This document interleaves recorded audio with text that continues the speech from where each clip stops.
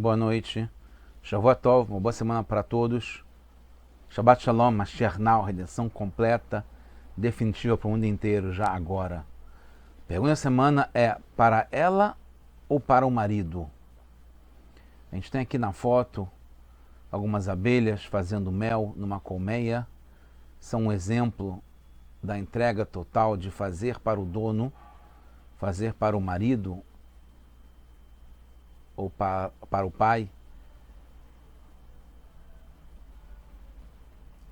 para quem está acima da gente, que no fundo a gente também ganha com isso, mas a ênfase, o foco é no que deve ser feito, no resultado que vai melhorar o mundo, não só pela recompensa que a gente vai ganhar diretamente. A gente também vai ganhar, não vai deixar de ganhar, mas o foco, a ênfase é na empresa, na sociedade, na comunidade, no mundo, e principalmente para Deus que tenha prazer nesse mundo que Ele criou.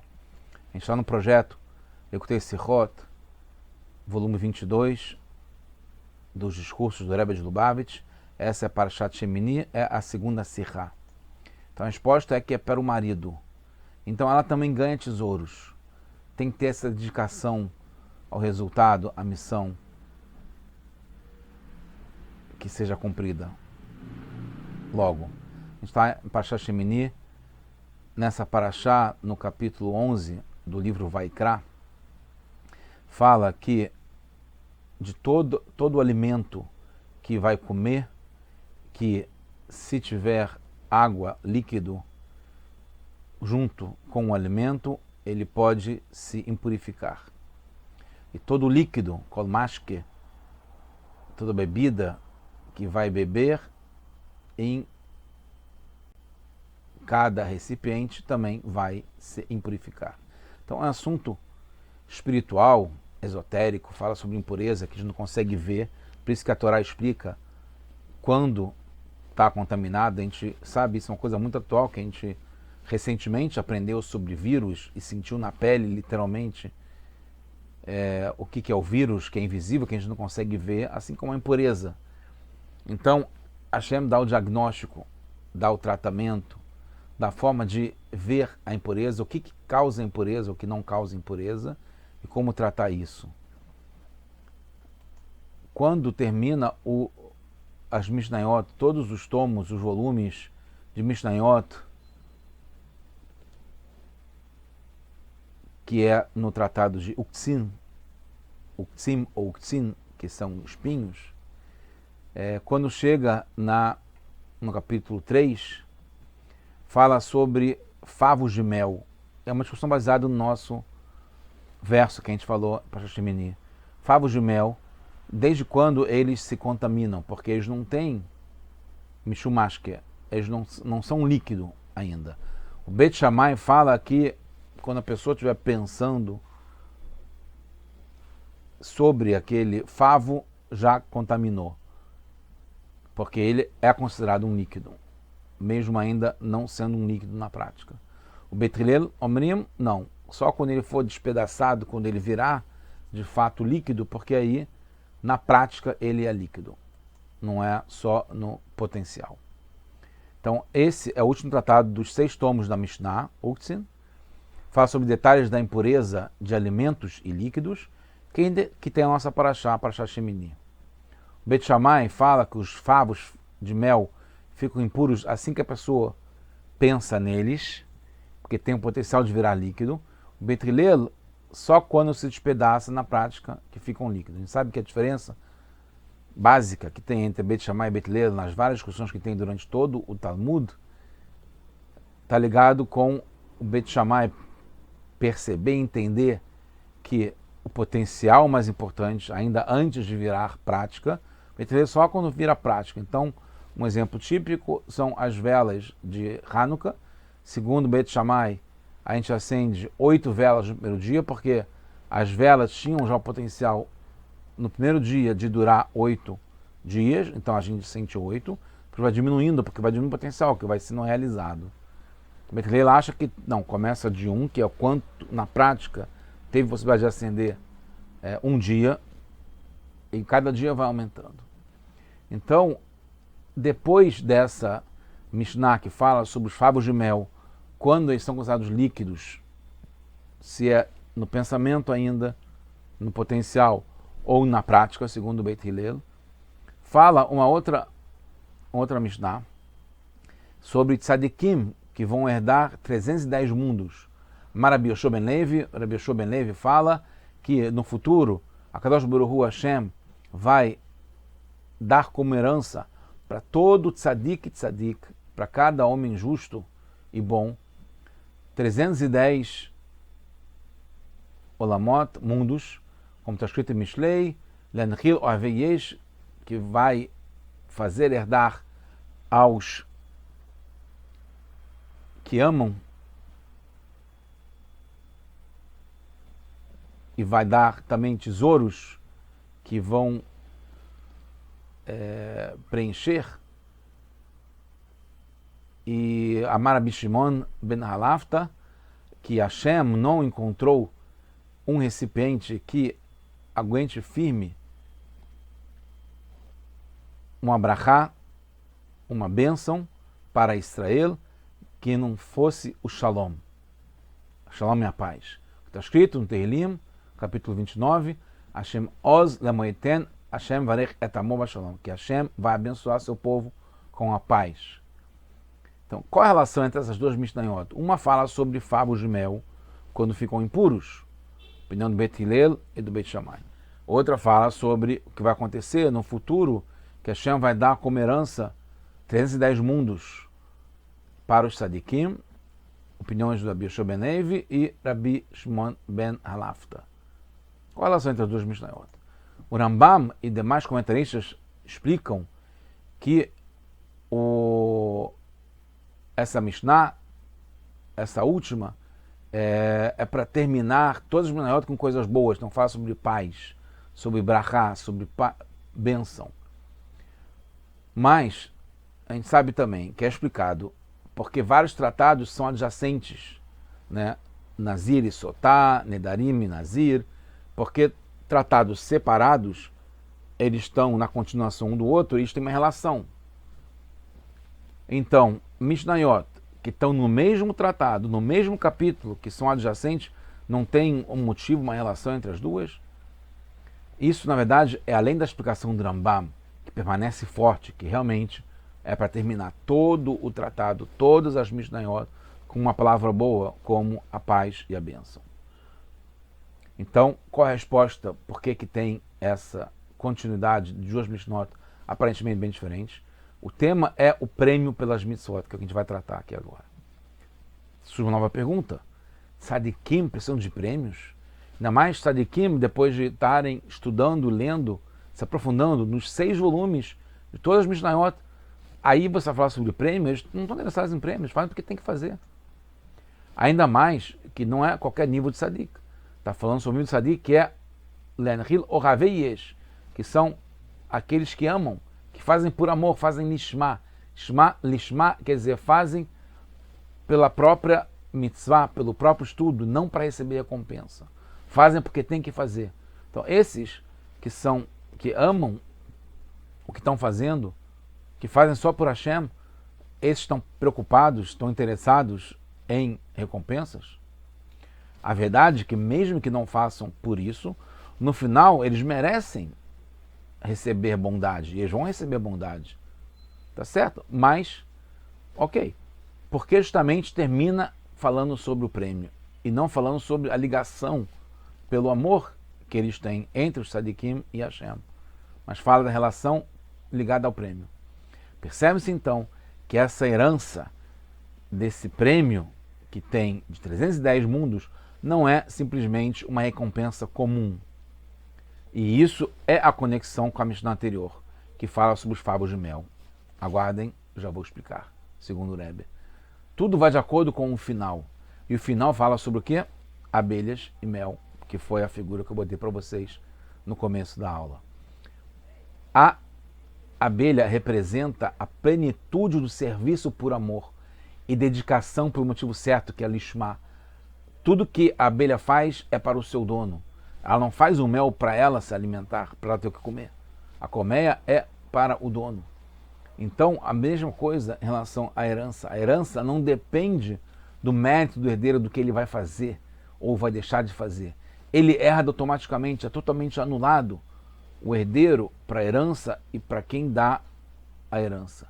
Quando falamos sobre a recompensa aos tzadikim, deveria falar que Hashem está dando, e não que está fazendo herdar, certo?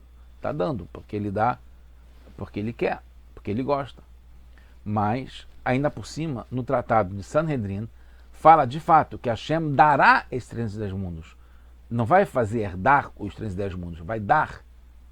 Mas essa é a própria resposta, porque lá em Sanhedrin está falando sobre a recompensa das mitzvot que a gente faz porque Hashem mandou. Aqui fala sobre o serviço total, daqueles que fazem por amor, por dedicação, porque Hashem quer. Hashem tem prazer com isso. Então a gente se dedica, a gente faz pelo marido, pelo pai, por Hashem, pelo dono, não porque a gente vai ter uma recompensa. E é sobre isso que é o serviço total por amor, que é similar a essa herança que ela é automática. Segundo Rogatchov, ele explica que o herdeiro não é separado daquele que dá a herança. É no lugar. É uma coisa só. A essência da pessoa que está dando herança que está seguindo através do herdeiro. Porque a pergunta, isso traz uma resposta, uma pergunta muito forte. Como pode um ser limitado como a gente receber do Yesh definitivo, daquele que é ele que preenche, que é o Yesh, que é tudo? Ele que é Hashem? Como é que pode a existência eterna de Hashem, que não tem limitações, que é infinito, como é que ele pode se relacionar com a gente e dar alguma coisa para a gente? Só se ele é considerado como a gente, ou a gente é considerado como ele. Por isso que é uma herança, porque define a herança que não é uma transferência entre um doador e um recebedor, duas pessoas separadas. A herança mostra que é uma coisa só, Hashem e a gente. Quando a gente estuda a Torá de Hashem, quando a gente cumpre a mitzvah de Hashem, revelamos que somos uma existência única, nós e Hashem, um só. Então por isso que é a herança, que não é um presente de duas pessoas separadas, e por isso que a gente tem esse prêmio, porque é feito por amor, e não é um prêmio que é dado como pagamento por a gente fazer a vontade dele. Entende-se então que o prazer dos tzadikim é um múltiplo de 310 comparado com todos os prazeres que tem esse mundo aqui. Isso que espera pela gente. Olha, quanto mais a gente tem para receber. Porque também é o prazer de Hashem, porque é uma coisa só, é uma essência, somos um só. Então, como a gente tem prazer em se entregar e fazer tudo da vontade de Deus aqui nesse mundo, Hashem também tem esse prazer infinito. No fundo, é um prazer ilimitado. A recompensa por mitzvot, estudo a Torá, é de acordo com o que podemos receber. Porque se a gente não aguentar, não tem por que receber tanta paz, tanta bênção. Diferentemente com relação ao que ama de verdade, como um servo totalmente anulado para o seu dono. Tanto é que não tem distinção em relação ao próprio dono. Tudo que o escravo recebe, o servo recebe, é do dono, porque é uma coisa só. Mesma coisa em relação à abelha. Tudo que a abelha faz é para o seu dono, é totalmente entregue, não é para ela própria. Então, tem uma outra coisa muito interessante, é esotérica, espiritual, mas é importante entender. Eu, quando tinha aula, quando eu era pequeno, a morar, ainda mesmo uma escola que não era religiosa, teve esse insight de falar sobre isso, sobre alma. Nem sei se todo mundo aprende e entende o que é alma. Que a alma sobe durante a noite, que ela desce durante o dia, quando a gente acorda. Então, tem a descida primordial da alma antes de nascer, antes de vir para esse mundo. A descida da alma, na prática, não causa uma nova elevação na alma, com o seu estado antes de descer. Quando ela desce, ela não muda alguma coisa na alma como ela era no seu estado cristalino antes de descer. No potencial, já vale antes mesmo de descer. Essa é a opinião do Beit Shammai. Porque no potencial, mesmo sem ela ter descido ainda, ela já tem como receber isso tudo. Porque, com certeza, cada alma conseguirá cumprir sua missão nesse mundo. E Hashem não fica devendo, jamais. E não esquece de ninguém. E não deixa ninguém para trás.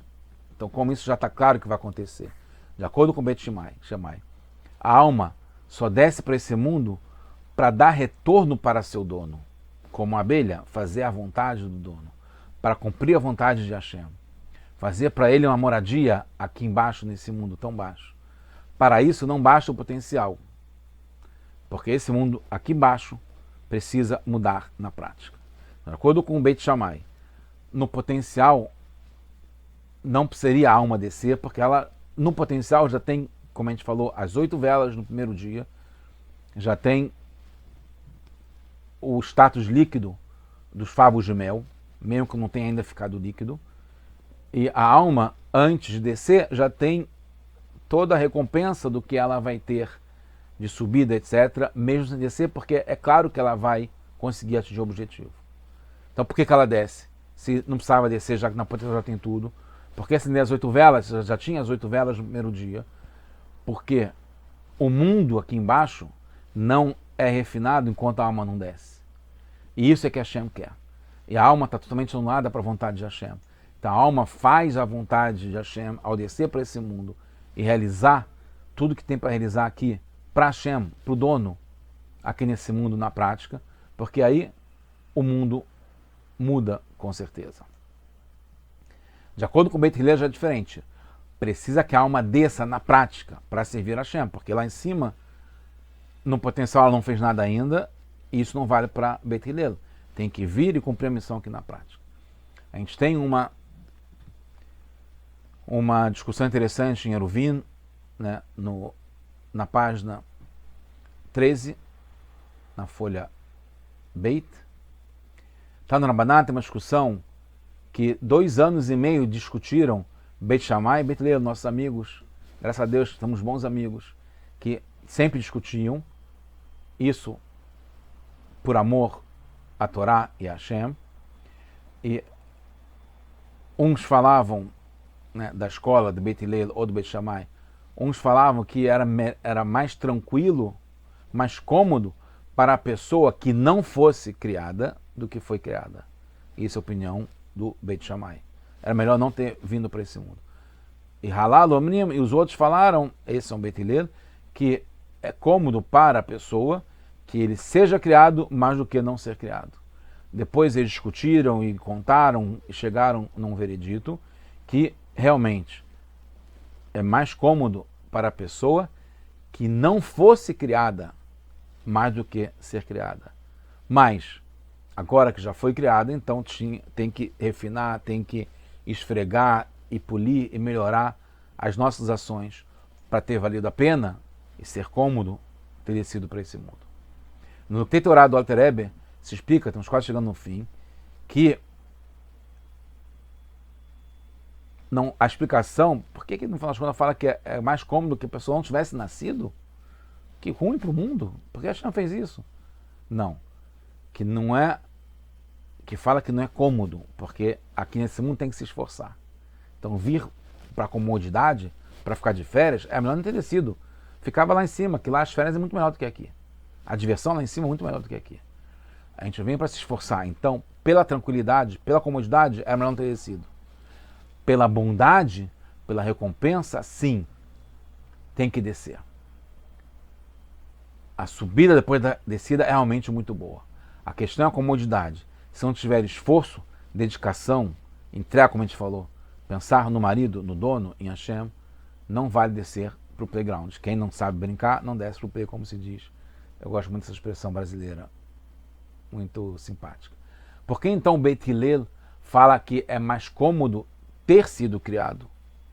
Porque aqui nesse mundo se pena, se esforça, se trabalha, trabalha pesado, dá duro. Pelo Beit Shammai, realmente não precisa descer, pois não tem nenhuma novidade aqui embaixo, somente pela honra de Hashem, para honrar Hashem.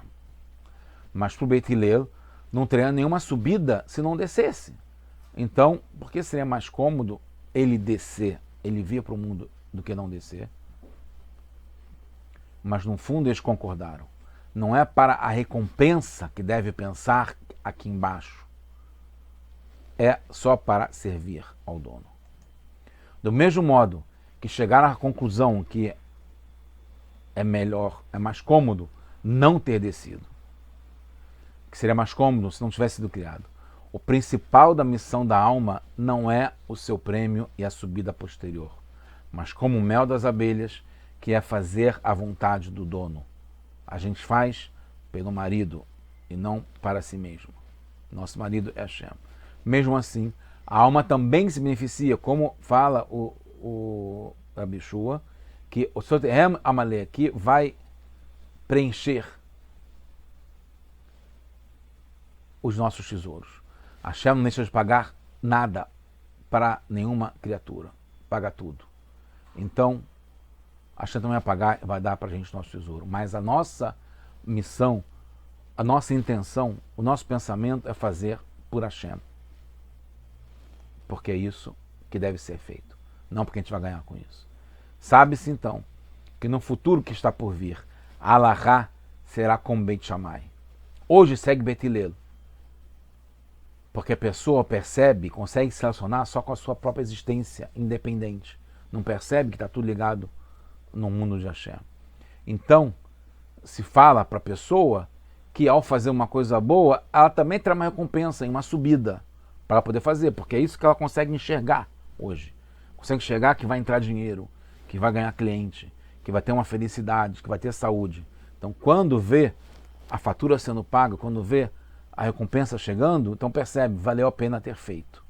Mas no futuro está por vir, com a relação das alahot, das leis, como Beit Shammai, a revelação vai ter a revelação total de Hashem. Então todos verão Hashem. Então não vai ter espaço para o nosso ego. Tudo vai ser por ele. Então não vai ter sentido pensar na recompensa que a gente também vai se beneficiar. Isso vai acontecer, porque Hashem é bom e quer que a gente tenha coisas boas. Mas agora é importante pensar que a gente faz tudo isso para Hashem. Então a gente vai chegar nesse nível de herança desses 310 mundos, que é muito mais do que todos os prazeres que tem nesse mundo agora aqui. Como prova que somos um só com Hashem. E mesmo assim ganharemos brindes de tesouro, now, agora, que a gente merece, porque a gente está o tempo todo fazendo a vontade de Hashem, que a gente possa ter esses tesouros, e mais do que isso, que a gente possa estar vendo Hashem o mundo inteiro agora já, como uma abelha que faz tudo pelo dono, e a gente faz tudo pelo nosso dono. Avinu Shabbat Shamayim, nosso Pai, que está nos céus, no mundo inteiro, Mashiach, now.